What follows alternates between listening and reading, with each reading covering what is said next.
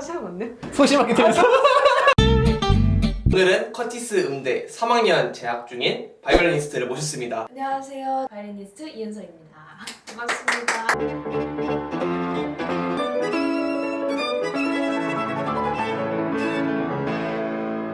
특이하게 중학교랑 고등학교는 검정고시로 하고 해외 이제 유학을 가게 된 건데 네, 그게 루트가 있어요. 예원중학교를 나오고 예원고등학교를 나와야 돼요. 저도 사실 예원중학교 입시를 준비를 했었어요. 해외를 가서 오케스트라랑 솔로로 연주를 할 기회가 생겨서 입시를 포기를 하고 저는 연주를 택했습니다. 그 비행기표가 커티스까지 간 거네. 아, 그러네요. 그 바이올린은 몇 살 때 좀 많이 접하는 건가 처음에? 제 부모님께서 두 분 다 바이올린을 전공을 하셨기 때문에 정말 일찍 시작한 거거든요. 바닥꽉에다가 포장지를 따셔가지고 거기다가 큰 줄자를 붙여요. 지금 바이올린 모양이잖아요. 장난감용으로 그렇게 만들어서 가지고 놀으라고 하셨어요. 그거를 가지고 놀다가 한 3살 정도? 진짜 바이올린을 딱 잡았었던 것 같아요. 이거를 내 전공으로 가야겠다. 한번 연주를 했었는데 너무 재밌더라고요. 그때는 멋 모르고 그냥 무대 올라가서 막 박수 받고 드레스 입고 막 이렇게 이러는 게 좋았던 걸로 기억을 해요. 아, 그럼 지금은 안 좋다는 건 아니요.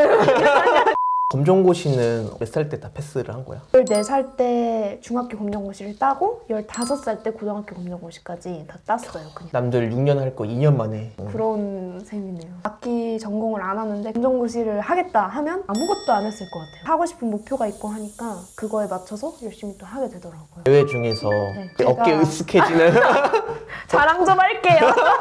서울에서 했었던 콩쿨 중에 이화경향 콩쿨? 제가 중등부 1등을 했었습니다. 빠람빰빰 그런 대회 수상 경력들이 해외 음대 같은 거 했을 때도 되게 도움이 많이 되는 거겠네. 한국에서는 1등을 했고 이 콩쿨에서 막 대상을 탔고 유학을 갔을 때는 그런 경력 그렇게 신경을 많이 안 쓰는 것 같아요. 그렇게 많이 좌지우지하진 않는 것 같아요. 해외 유학을 간다고 하면 주로 행선지가 좀 어떻게 되는 건가? 미국에 가서 입시를 유학을 생각하고 있는 분들은 시험을 보고 싶어하는 대학을 간 김에 다 봐요. 오디션을 보는 기간이 다 비슷비슷하거든요. 오디션 날짜에 맞춰서 이렇게 움직이더라고요. 근데 저는 그냥 커티스만 시험을 봐보자. 미국이라는 나라를 그때 처음 가봤었단 말이에요. 그 사람들은 어떻게 다른지를 경험을 하고 오고 싶어서 간 김에 오디션을 본 건데 네. 붙었네. 네.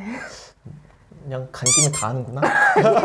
아, 물론 준비는 열심히 했었어요. 대학을 저도 우선 가야 되니까. 오디션 볼 때 네. 어떤 식으로 진행하는 거야? 한국에서 2곡 아니면 3곡을 녹화를 해서 보내라. 이렇게 와요. 이메일이 와요. 대면 오디션을 봐라. 이러면 이제 비행기표도 끊고 가서 보는 거예요. 가서도 저는 2라운드가 있었어요. 1라운드에는 정해진 곡을 연주를 했고 1라운드가 끝나면 이제 결과 발표가 나요. 결과가 나오면 2차를 보는데 2차에서 뽑히면 이제 들어가게 되는 거예요. 상대평가인 건가? 아니면 좀 가능성을 보고 좀 열어두는 편인 건가? 제가 봤을 때는 가능성을 당연히 너무 중요하게 보는 것 같아요. 이게 교수님들이 심사를 하시는 거니까 이 학생이 우리 학교에 와서 공부를 하면 뭐 발전이 어느 정도 있겠다 이런 거를 많이 보신 것 같아요. 저보다 나이가 어린 친구들도 많아요. 레슨만 교수님이랑 받고 중학교, 고등학교를 마친 후에 대학 과정으로 올라가는 정말 길으면 10년까지 있는 친구들도 있더라고요. 근데 저는 고등학교 졸업장이 있어서 입학은 18살, 대학 과정은 19살. 커티스 음대가 네. 어떤 곳인지. 커티스는 음대밖에 없어요. 소수의 음악하는 친구들만 다니고 있기 때문에 전교생이 250명까지도 안 될 거예요, 아마. 소수의 그룹이 다니는 학교라 가족 같은 분위기의 학교를 다녀서 저는 그게 참 좋은 것 같아요. 커티스는 다 놀아도 음악 얘기하면서 막 놀고 너는 어떻게 생각해? 이러면 약간 처음에 갔을 때는 이게 뭐야?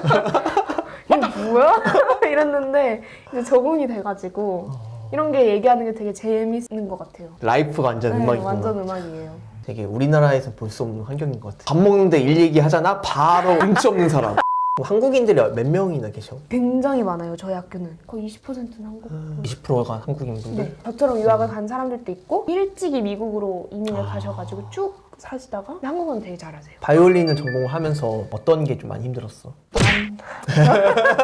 초등학생 때는 친구들이랑 운동장 가서 놀고 이렇잖아요. 연습 때문에 학교 끝나면 꼭 엄마한테 전화를 해서 엄마 나 30분만 놀고 가도 돼? 라고 전화를 하고 그러고 간 기억이 있어요. 이런 연습 많이 스트레스를 받았었던 적이 있었던 것 같아요. 그거 말고는 콩쿨에서 원하는 대로 연주를 못했을 때 아니면 연주에서 원하는 대로 연주를 못했을 때 그때 오는 회의감? 이런 게 좀 있더라고요, 저도. 쓰고 있는 바이올린은 어떤 거야? 지금 쓰고 있는 바이올린이 1801년에 만들어졌어요. 1801년? 네. 19세기? 네, 되게 오래전에 와. 만들어진 악기거든요. 얼마 정도 되는 거야? 오래된 악기고 아무래도 가격대가 좀 있지 않을까 싶어요. 스트라디바리우스 같은 경우에는 몇십억까지 올라가는 경우가 있으니까. 바이올린 하나에? 네. 활 세트? 아니요, 쎄?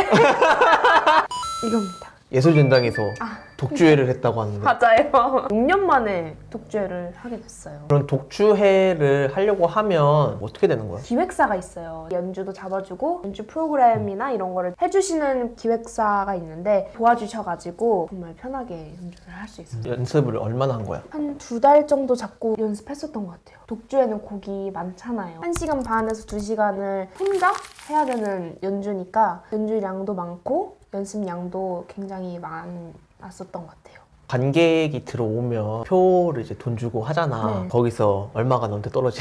개인으로 했기 때문에 표를 빌리고 하는 비용으로 표의 비용이나 이런 게 좀 차감이 된 것 같아요. 대관 비용에서 그냥 좀 차감되는 네. 식으로만 되는 거네. 네. 그 사람들 많은 데서 하면 무대 공포증이나 그런 게 조금 있을 것 같은데 극복을 한 것 같아요. 모든 게 다 보여지는 거잖아요. 경험이 많이 없는 이러신 분들은 무대라는 공간 자체가 굉장히 숨막히고 떨릴 수밖에 없는 것 같아요. 나는 왜 이렇게 떨리지? 이거에 대해서 또 스트레스를 많이 받았었는데 지금은 그냥 다 내려놓고 그냥 나를 보여주자 라는 마음으로 무대에 서고 있어요. 바이올리니스트를 꿈꾸는 사람들을 위해서 한마디. 좋으니까 하는 거잖아요. 자기가 악기 연주하는 게 싫다, 연습하기도 싫고 너무 힘들다 하시는 분들은 안 하는만 못하는 것 같아요, 악기를. 자기가 좋아서 해야 나오는 게 음악이고 나를 표현하는 건데 저 연주자가 지금 연주를 하기 싫구나라는 게 보이니까 음악이라는 게 너무 포괄적이고 너무 넓잖아요. 많은 경험을 했느냐에 따라서도 달라지는 것 같아요, 음악이. 연습실에서만 살았다고 해서 실력이 는 게 아니고 여러 가지 경험들을 통해서 약간 발전이 되는 거라 이런저런 데도 많이 가고 콩쿨도 나갈 수 있으면 많이 나가보는 걸 추천해요. 그 준비 과정에서 많이 배울 수 있으니까 도전할 수 있는 거에는 정말 충분히 많이 도전하고 실패도 많이 해봤으면 좋겠어요. 무대에서 뭐 망하기도 해봐야 되고 무조건 잘하려고만 하지 말고 내가 무대에 왜 서는지